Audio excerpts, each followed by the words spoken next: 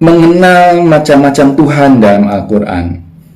Assalamualaikum warahmatullahi wabarakatuh. Dulu saya pikir penduduk Mekah sebelum Nabi Muhammad SAW diutus hanya menyembah berhala. Tapi ternyata mereka juga sudah mengenal dan mengakui Allah sebagai Tuhan yang menciptakan alam semesta, sebagaimana diceritakan dalam Al-Quran. Dan sesungguhnya jika kamu tanyakan kepada mereka, siapakah yang menciptakan langit dan bumi? Tentu mereka akan menjawab, Allah. Katakanlah, segala puji bagi Allah, tetapi kebanyakan mereka tidak mengetahui. Luqman ayat 25. Jadi selain menuhankan Allah, mereka juga menuhankan yang lain, yaitu berhala.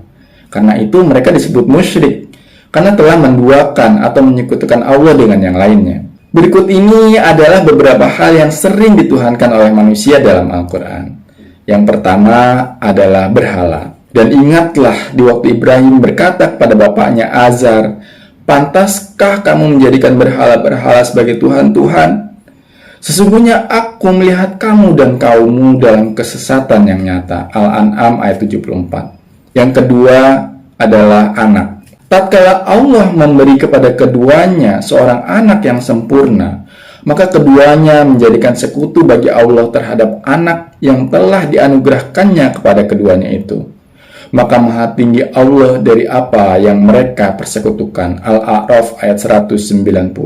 Menyekutukan Allah dengan anak artinya rela melakukan apapun demi anaknya, meskipun itu adalah perbuatan yang dilarang Allah. Misalnya melakukan korupsi, pelacuran, atau perbuatan terlarang lainnya agar bisa menyenangkan anaknya. Ironisnya, ketika sudah dihadapkan ke neraka, anak yang dahulunya sangat dicintainya malah hendak dijadikan tumbal untuk menebus dirinya.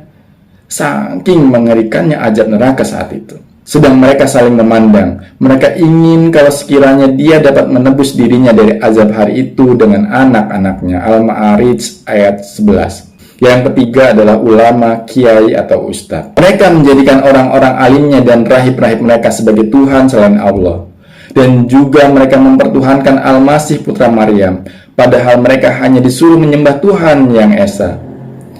Tidak ada Tuhan selain Dia, Maha Suci Allah dari apa yang telah mereka persekutukan. At-Taubah ayat 31. Maksudnya menjadikan orang-orang alim atau ulamanya sebagai Tuhan adalah lebih menuruti pendapat ulama daripada perkataan Allah, sebagaimana diterangkan dalam sebuah hadis. Bukankah mereka menghalalkan untuk kalian apa yang Allah haramkan, sehingga kalian pun menghalalkannya? Dan mereka mengharamkan apa yang Allah halalkan, sehingga kalian mengharamkannya. Hadis riwayat Ahmad dan Tirmizi. Contohnya, Allah mengatakan dalam Al-Quran bahwa orang Islam yang berat timbangan keburukannya itu akan kekal di neraka. Tapi ada orang atau ulama yang mengatakan mereka tidak kekal di neraka dan bisa masuk surga. Jika kita lebih mengikuti ulama itu, maka pada saat itu kita sudah menuhankan ulama tersebut. Contoh lagi, Allah mengatakan dalam Al-Quran bahwa sholat qashar dilakukan jika kondisi takut akan keselamatan jiwa kita. Tapi ada ulama yang mengatakan boleh mengqashar sholat meski dalam keadaan aman. Jika kita mengikuti pendapat ulama tersebut daripada Al-Quran, maka pada saat itu kita sudah menuhankan ulama tersebut. Allah juga mengatakan di Al-Quran, sholatlah di waktunya masing-masing. Jika dalam perjalanan, sholatlah di atas kendaraan. Lalu Rasulullah menyontohkan sholat jamak dengan mengerjakan sholat yang pertama di akhir waktu, dan sholat kedua di awal waktu, dan keduanya tetap di waktunya masing-masing. Tapi ada ulama yang mengatakan, boleh melakukan sholat zuhur di waktu asar, atau sholat asar di waktu zuhur. Begitu juga dengan maghrib dan isya. Jika kita lebih memilih mengikuti pendapat ulama tersebut, maka pada saat itu kita telah menuhankan ulama tersebut. Lebih jelasnya mengenai aturan sholat jamak ini bisa disimak di video saya sebelumnya yang berjudul Menggugat Pelaksanaan Sholat Jamak. Keempat adalah malaikat. Dan tidak wajar pula baginya menyuruhmu menjadikan malaikat dan para nabi sebagai Tuhan. Apakah patut dia menyuruhmu berbuat kekafiran di waktu kamu sudah berislam? Ali Imran ayat 80.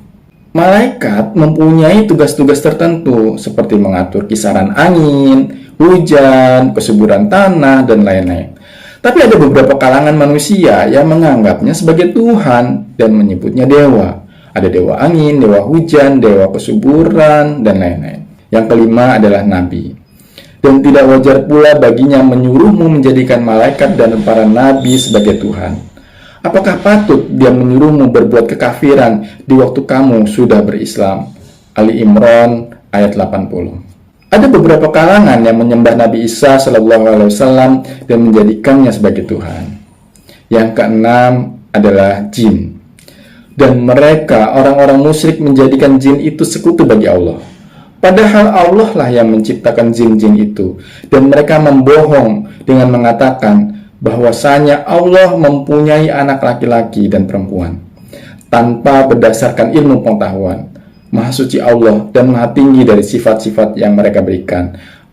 Al-An'am ayat 100. Setan berusaha menjauhkan manusia dari Allah dengan cara mengatakan sesuatu yang tidak sesuai dengan Al-Quran. Misalnya, Al-Quran menyuruh untuk memberi makan anak yatim dan fakir miskin. Tapi setan jin dan manusia menyuruh untuk membuang berbagai makanan ke laut untuk sedekah bumi, atau untuk sesaji buat leluhur.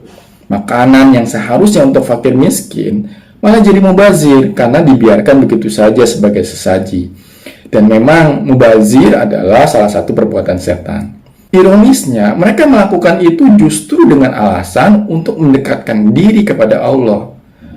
Lihatlah betapa halusnya jin membelokkan manusia dari jalan Allah. Ingatlah, hanya kepunyaan Allah lah agama yang bersih dari syirik. Dan orang-orang yang mengambil pelindung selain Allah berkata, kami tidak menyembah mereka, melainkan supaya mereka mendekatkan kami kepada Allah dengan sedekat-dekatnya. Az-Zumar ayat 3. Setan jin ini pandai menipu manusia. Mereka sering mengaku sebagai ruh leluhur kita yang sudah meninggal dan berusaha membimbing kita ke jalan yang benar.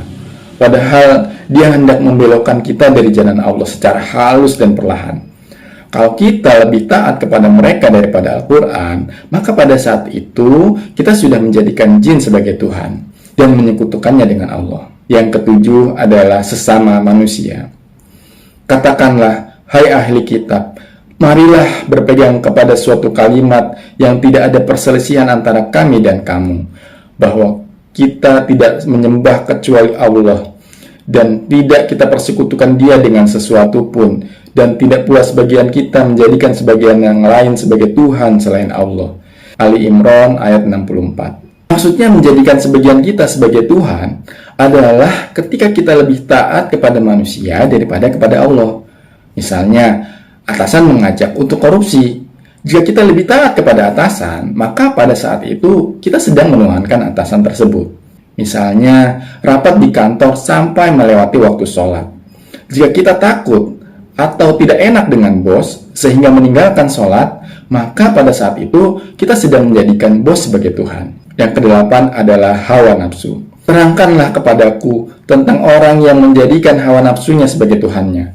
Maka apakah kamu dapat menjadi pemelihara atasnya? Al-Furqan ayat 43. Hawa nafsu inilah yang sering dijadikan Tuhan oleh manusia.